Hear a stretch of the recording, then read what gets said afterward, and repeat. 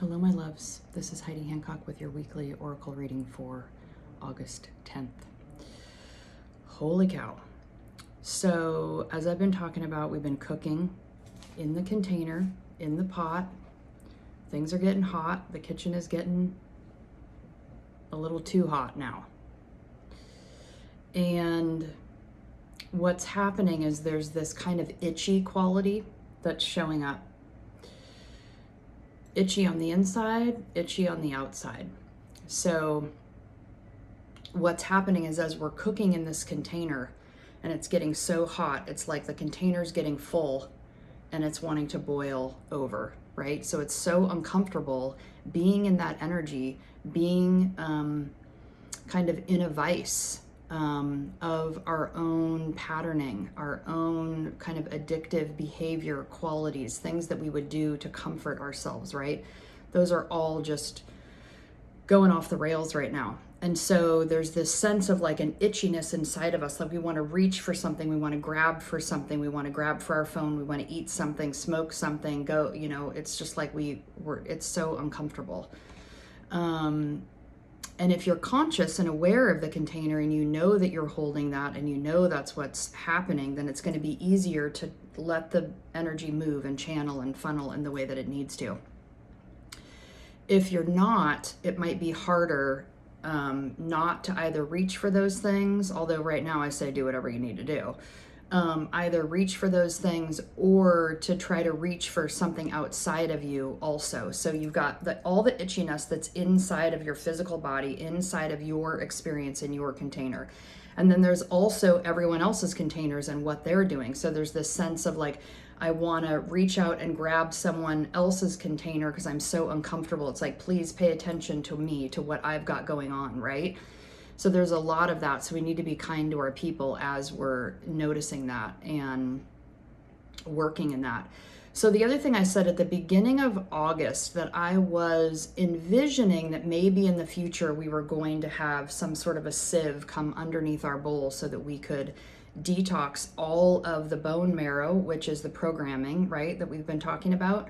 And from the bone, we're moving the bone marrow out of the bone, cooking that out. And I was thinking that we were going to have some sort of a sieve come through so that we could dump everything underneath. What it feels like is actually happening now is that it's going to boil off. The heat is so uncomfortable that it's like we have to be with all of those discomforts. And the patterning is so fused together that we don't know what is us and what is not us. And so it literally does have to be cooked and pulled away and then evaporated off so that we can let it go. Because the patterning is so us, we identify with it so much, we don't even realize if we're clinging to it or if we're in that pattern, if we're using it. It's just really muddy and murky and, confusing. So this other piece that I'm starting to notice too, and I'm interested to see what other people's experience is with this, but there's just a glimmer of starting to be aware that maybe you're not in a dusty old kitchen pot. This is when I'm talking about the pot, I'm talking about your vehicle, your vessel, your body, the container that your spirit is in this life, right? There's a little glimmer of maybe you're not in a dusty old kitchen pot. Maybe you're actually in a beautiful Tibetan singing bowl. Maybe you're in a crystal bowl. Maybe there's some ornate etching on the outside of your bowl. Maybe your bowl has a beautiful stem. And so there's just this little bit of awareness of like, wow, these unique qualities that are in you, and that's that gem, that's that jewel that we went into the underworld down there to get. That is that piece, that unique quality. What is you, and how are you different than your neighbor? How are you different from, other people in your life? And what I'm discovering for myself, it is so vital for us to hear and know the sound, the tone, the quality of our own voice before we can, even help other people. Because and before we can really give our gift. Because if we don't hear the sound of our voice the loudest, then we will be subject to the sound of the voices outside of us that have opinions, thoughts, and ideas about who we should be, where we should be, how we should be doing it, and all of that.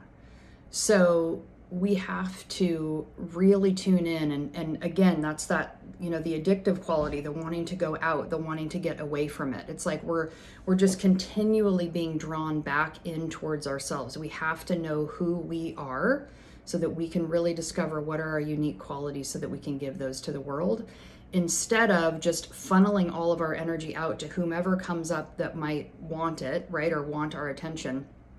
And that goes back to that container. We're really holding our containers strong, which means holding our boundaries strong, right? And just kind of really having to tune in, okay, what is me? What do I actually need to do here? And what is not mine, right? Okay, so let's pull a card because I'm curious to see what's going to come up out of all this. So we're asking, that one kind of flew out, but let's see. We're asking what, for some guidance for this week around this energy. How can we hold this container? I've been chanting like a mofo, chanting and hiking almost every day. I'm using the green TARE chant, Om TARE TUTTARE TURE SOHA. It's basically about letting go of addiction to suffering. So if you want to use that one, I can post it in the text here. So what wants to come through this week? There it is, baby. Wow. Okay, it's the flame. So this is in the tool section of the Kim Cran's Wild Unknown archetypes. There we go. We're burning it out with the flame. Let's see. All right. Oh, it's actually the first one in the tools section. The fire, the spark, the glimmer. In Sanskrit, the word for fire is Ajni. The ancient yogis saw this flame at the center of the abdomen and believed it to be responsible for our vitality. When it is lit, we are connected to our purpose and sense that life is a sacred gift. It is said that those cannot see the sacred around them is said that those who cannot see the sacred around them have let their inner flame go out.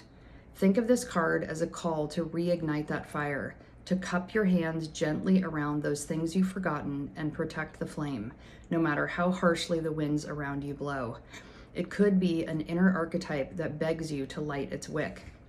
It is likely that the poet, the mystic, or the shaman would call to you the language of the flame. When light, health, mental clarity, good digestion, or health, mental clarity, good digestion. When dark, excess heat and anger, complete darkness. The archetypal fire is at the beginning of all transformation, purification, and manifestation. Nearly every spiritual lineage honors the flame. To enlighten the connection with this archetypal energy, practice the candle gazing technique called Tritaka. Notice how lighting a single candle in any space brings magic to the room and creates a sense of reverence. So, wow, there you go. So this speaks to all of what I've said. Cupping your hands gently around those things that you've forgotten and protect the flame, right? So those are those gems that we went down into the underworld to get. Those are those unique pieces, and we can't see what those unique pieces are if our whole space is consumed with other people's voices, even if it's voices about who we are. Because without investigating that territory for ourselves, we will assume someone else's truth about us is our truth, and most often it's not. The sacred gift, and then just the flame in general is the heat that's inside of the pot, inside of this container that you're cooking off all of this old, dense material that is not you. So I wish you the best this week. It is hardcore. I am having to sit on my hands and not, reach for those things that would have comforted me in the past, because I have to figure out who I am in the new space. And that information comes with each moment of that heat, each moment of that discomfort, willing to sit in that container and let it burn off. And the information, the wisdom is always after the wave of that subsides or the heat starts to move. So anyways, I wish you well. I'm not sure if there's going to be a women's circle this Thursday, but there should be for the rest of the month on Thursdays at 7 p.m. Pacific. So you can join that. And is there anything else? I don't have any more collage scheduled for this month, so that should be it. All right, be well, loves. Namaste.